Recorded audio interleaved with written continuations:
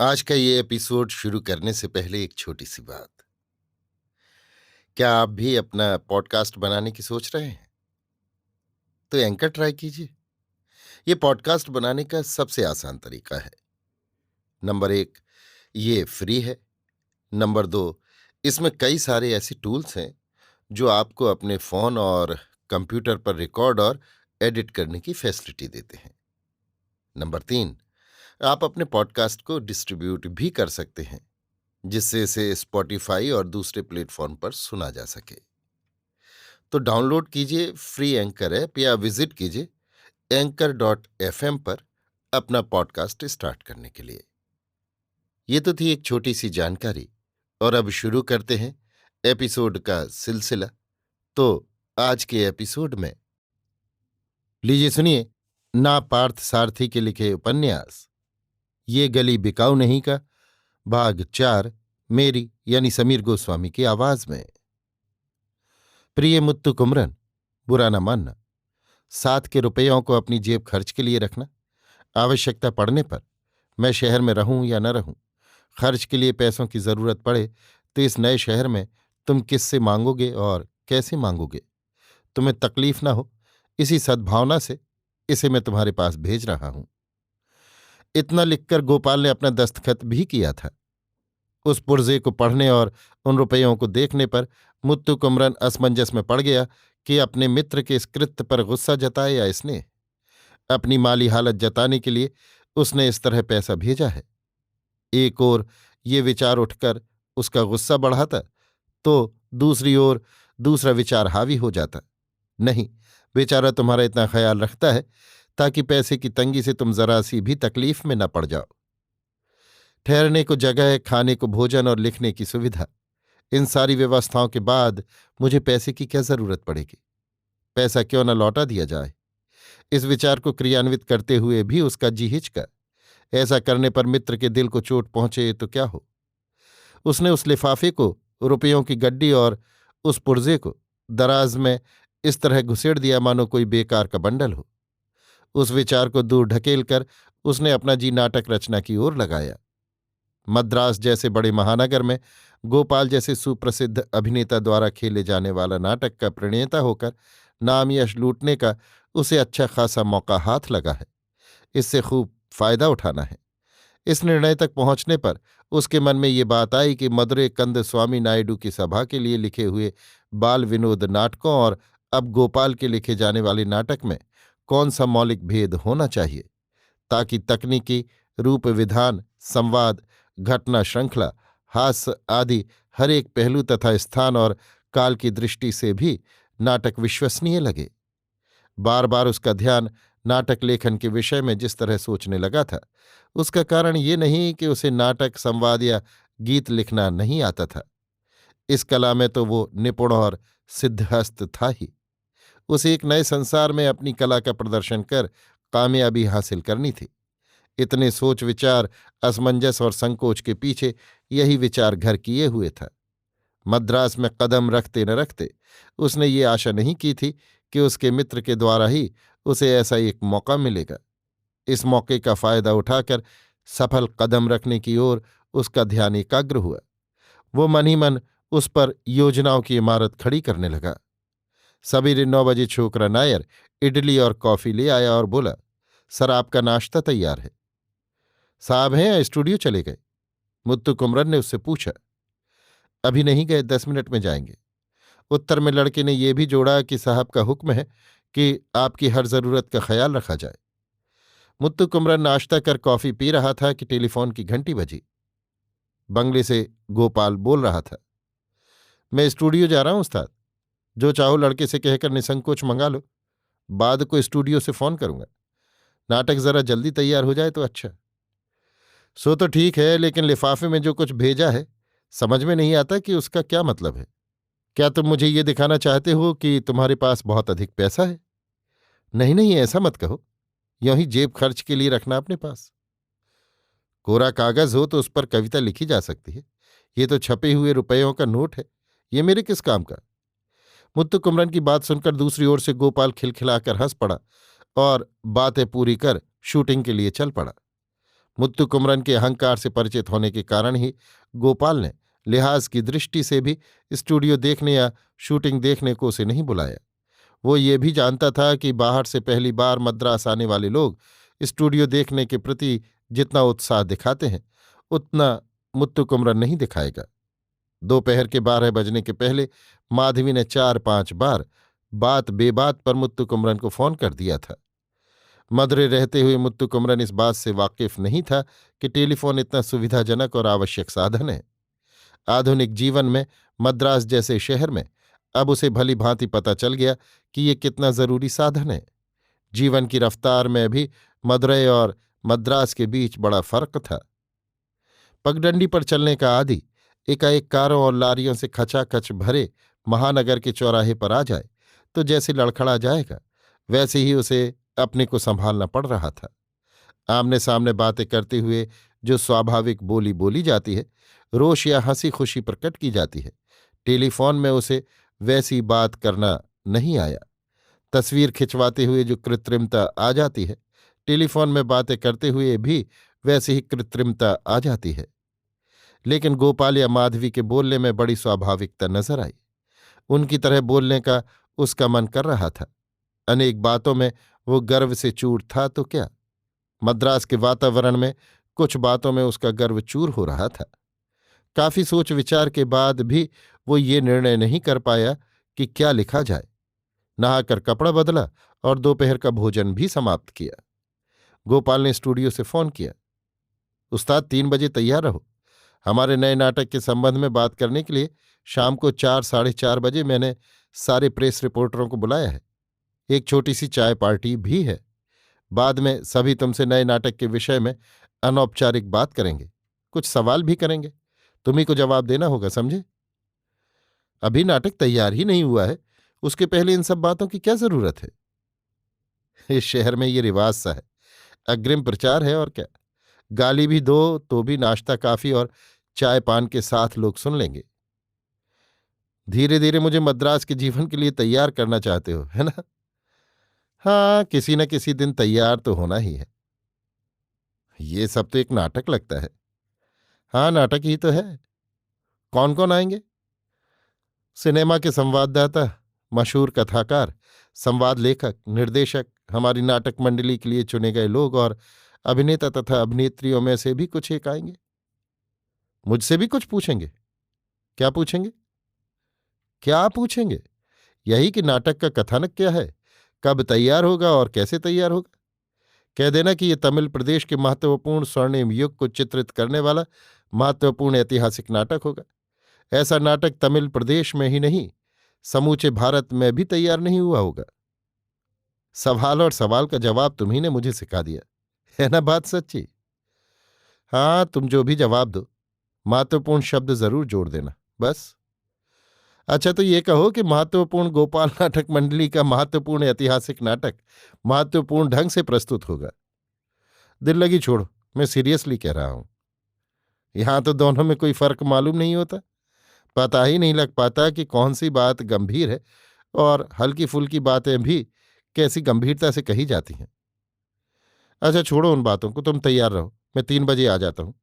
माधवी को भी जरा जल्दी आने के लिए फोन किया है। गोपाल ने बात पूरी की। मुत्तु कुमरन को गोपाल पर आश्चर्य हो रहा था। मद्रास आने पर गोपाल ने जीवन को कितनी तेजी से पढ़ा है। ऐसी दुनियादारी उसने कब सीखी और कहाँ से सीखी? इसने समयोचित ज्ञान किससे सीखा और कैसे सीखा? समय के अनुसार सारा प्रबंध करने की राजनीतिक चाणक्य वृत्ति को कला जीवन में भी उतारना कोई ऐसा वैसा काम नहीं है। गोपाल इसमें सच ही बड़ा निष्णात है। सवेरे नाटक लिखने को कहना और शाम को पत्रकारों को बुलाकर विज्ञापन के लिए रास्ता निकालना, उसे लगा कि शहरी जीवन में कामयाबी हासिल करने के लिए ये सामर्थ्य और फुर्ती जरूरी है। गोपाल की कार्यचातुरी देखकर उसने महसूस किया कि किसी योग्य कार्य को निपटाना मात्र काफी नहीं, 4 जनों को बुलाकर दावत खिलाना और झक मारकर ये मनवाना भी जरूरी है कि मैंने जो किया वही श्रेष्ठ है। दोपहर के 2 बजे से पौने 3 बजे तक वो बिस्तर पर करवटें बदलता रहा। नींद नहीं आई। छोकरा नायर जो अखबार छोड़ गया था, उसे पढ़ने में वो समय बीत गया। 3 बजे के आसपास उठकर उसने हाथ मुंह धोया और कपड़ा बदल कर तैयार हो गया। किसी ने कमरे के दरवाजे पर धीमी सी दस्तक दी। मुत्तु कुमरन ने किवाड़ खोला तो बेले की भीनी महक ने उसे सहलाया। माधवी आई थी, खूब सज धज कर, होठों पर लिपस्टिक लगाकर, शायद हल्के से उन्हें पोंछ भी लिया था। मुत्तु कुमरन ने मुस्कुराहट के साथ उसका स्वागत किया। मैंने समझा कि तुम ही होगी। कैसे? किवाड़ पर लगी हल्की दस्तक से, जिसकी ध्वनि तबले से भी मीठी थी। चूड़ियों की झनकार भी सुन पड़ी होगी।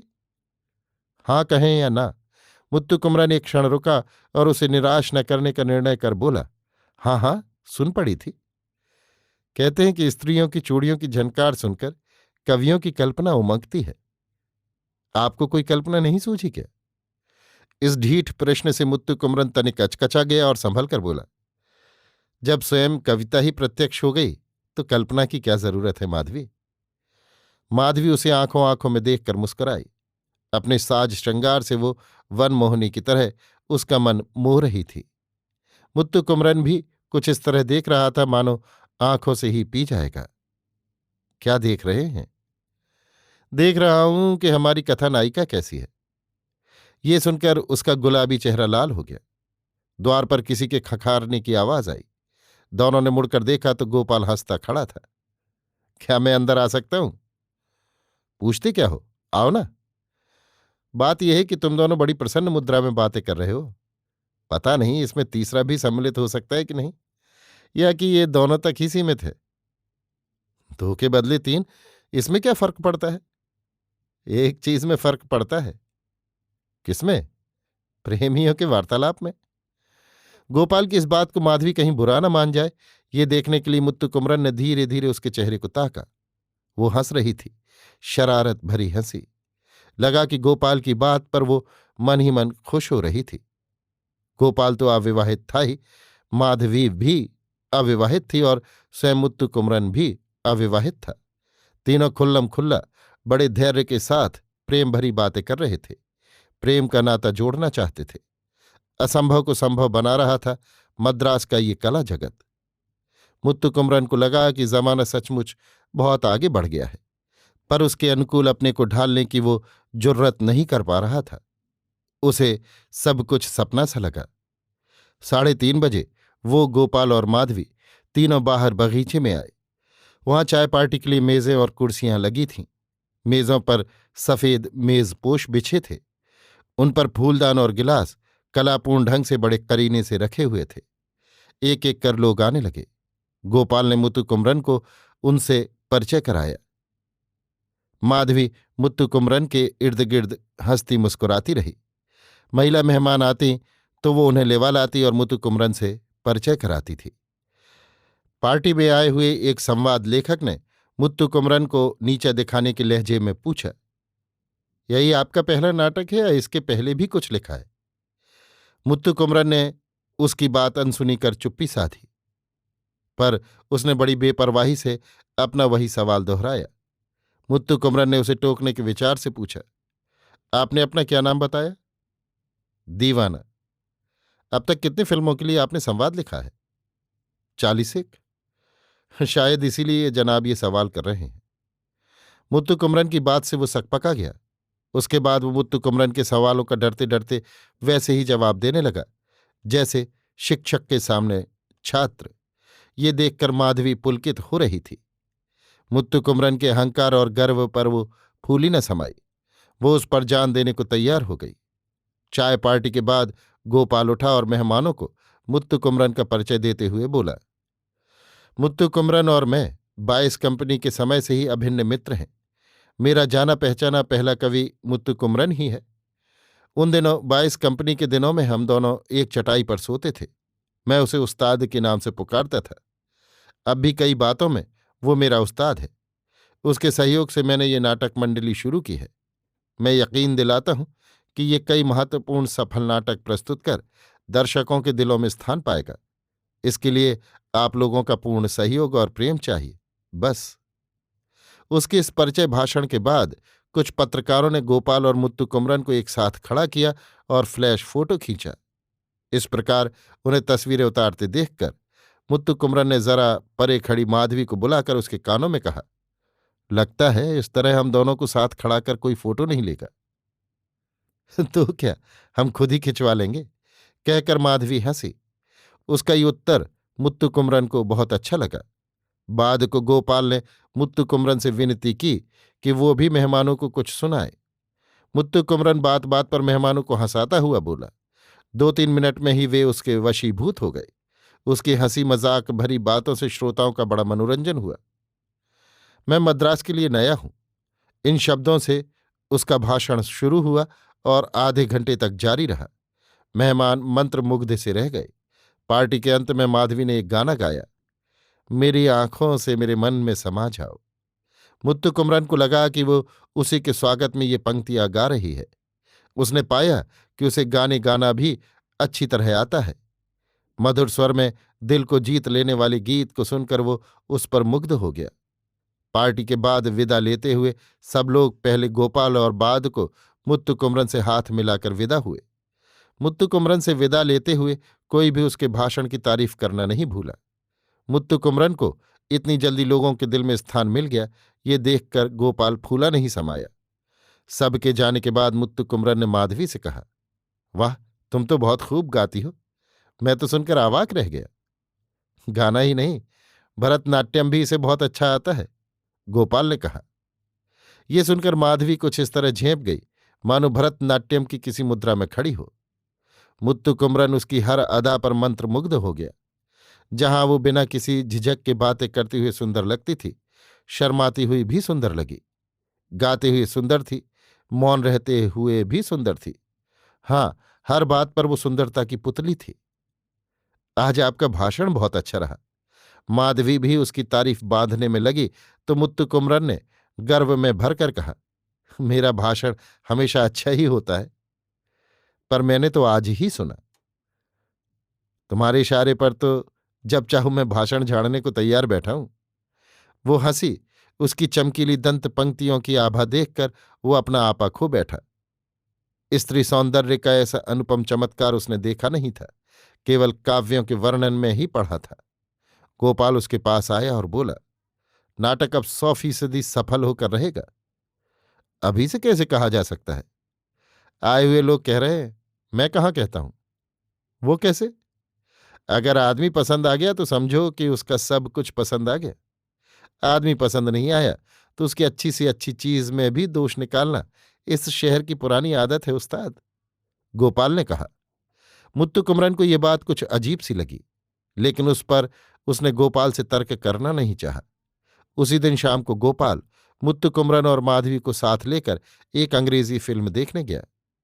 थिएटर वाले को पहले ही फोन कर न्यूज रील के लगने के बाद वे अपने लिए आरक्षित बालकनी में जा बैठे और अंतिम दृश्य खत्म होने के पहले ही उठ आए, नहीं तो भीड़ गोपाल को घेर कर खड़ी हो जाती और उसे फिल्म देखने ही नहीं देती।